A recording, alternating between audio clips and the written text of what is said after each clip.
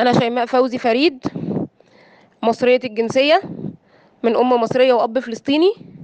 نشأت واتعلمت واتربيت واتجوزت واشتغلت وعملت كل حاجة على أرض مصر، ما روحتش فلسطين ولا عمري شفتها. اتجوزت راجل مصري، خلفت منه بنتين مصريين. اداني الجنسية المصرية من 11 سنة. اتوفى من 5 سنين، الله يرحمه. ساب لي البنات، كان عمري وقتها 32 سنة، أنا دلوقتي عندي 37.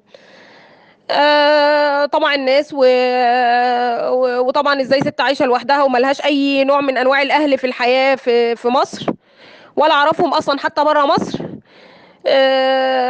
عشت حياتي خايفه، فاضطريت ان انا اتجوز. اول ما اتجوزت اهل جوزي عرفوا، رفعوا عليا قضيه حضانه، ضم للجده عندها 85 سنه ما تقدرش ترعى حتى نفسها.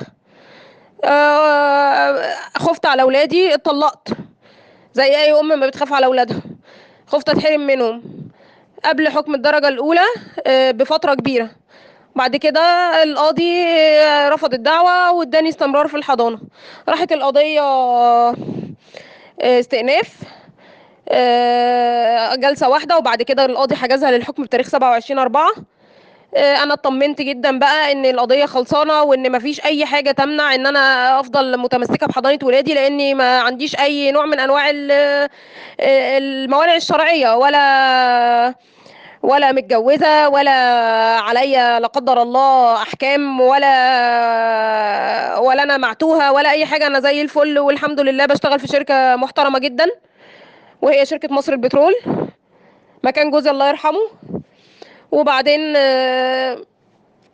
وفاجأ يوم السبت اللي فات، ما روحتش بقى سألت، دي كانت غلطتي طبعا.